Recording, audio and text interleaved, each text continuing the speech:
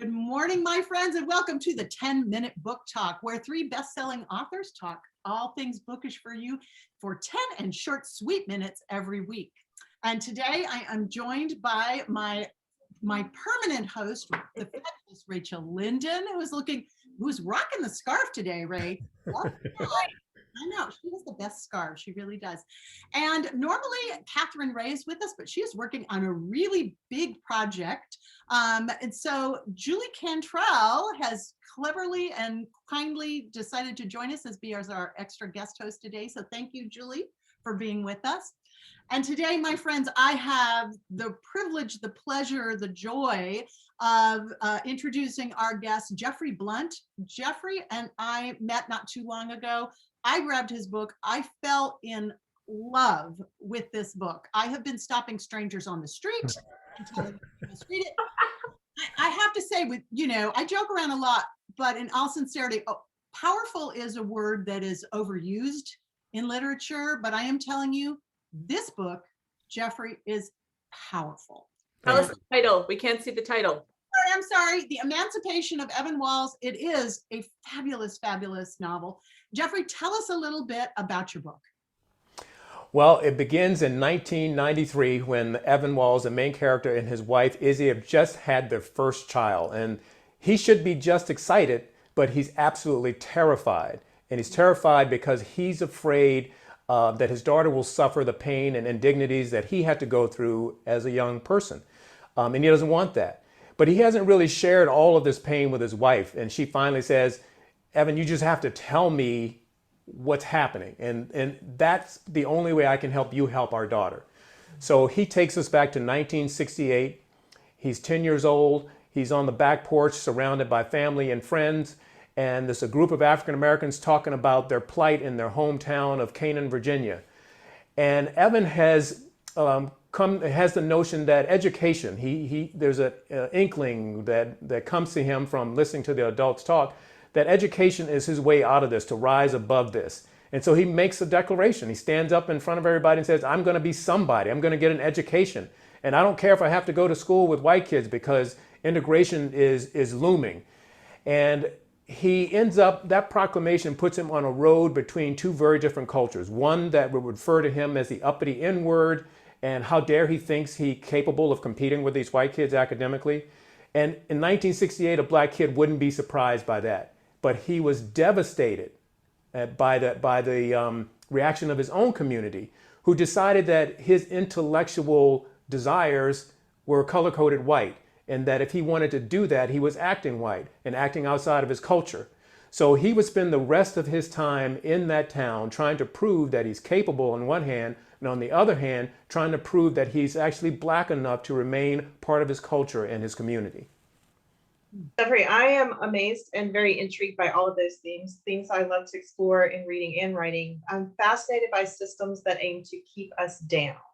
And it seems like that's what your character is fighting against. He's not only being cut down by the white community, by his own community as well, and just trying to be who he was born to be. Just trying to live the life that he's supposed to live. And so how did you decide to explore this story by going back to a 10-year-old's voice? I love that. And then bringing us up through his youth, going back to the roots of that wounding. How did you feel inspired by that boy? How did he come to you? The 10-year-old part comes because the catalyst for this book, I will say that I had experienced some of this when I was growing up, but never enough to really sit down and write about it. But the catalyst for this book came from an article I read where an African-American reporter was staying in what we referred to back then as the projects. And he came across this story while he was writing other stories about life in the project of a 10-year-old boy who loved going to school. We would say he was young, gifted, and black back in the day. And he just loved the idea of school. He was a straight A student, and he paid for it all the time coming home from school. Kids from his own community would attack him physically, verbally. And when the reporter asked the mother, he said, I know this must be horrible for you that you're going through this and watching your child go through this. And she looked at the reporter and she said, I wish he would just, want to grow up to be a janitor or something and stop causing me so much trouble. Yep. Well, in that moment, my heart just dropped because, I had been there a little bit. And that story, that was the catalyst for this book. And Evan is 10 years old when you meet him in 1968 in the book because of this little boy from that story. Well, I'm hooked. I'm going to get this book right away.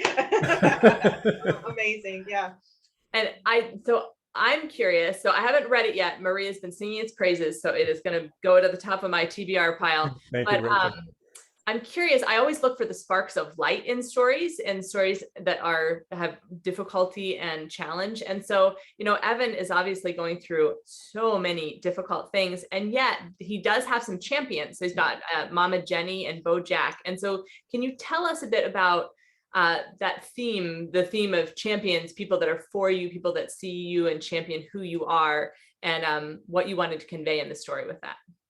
The wisdom of years lived is underrated. And my parents, my mom is the inspiration for the heart of Mama Jenny, the character, and my dad for the heart of BoJack, the character. And to have someone in your life with unconditional love and support when you're going through something like this, that can ground you, that you always know there's a place you can go and lay down your head. There's a place you can go and cry, and people are not going to tell you how you have to be. They're just going to hold you and let you cry and get it out of your system, and so you can go back and fight another day.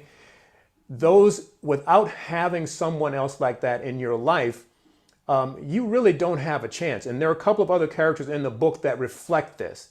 And I wanted it to be seen that how important Mama Jenny and BoJack were to Evan, that they, without them in his life, there's no way this 10-year-old boy could have continued to dream his dream and to negotiate society and the things that were happening to him. And there are other characters in the book who are not able to, who don't have that kind of love and support and aren't able to navigate. So the reader's able to see, this is what happens when we don't have the mentor and the love, and this is what is possible when we do have the mentor and the love. So that's why they're there. And I just wanted readers to understand, all of us need that. Mm-hmm. Well, Amen.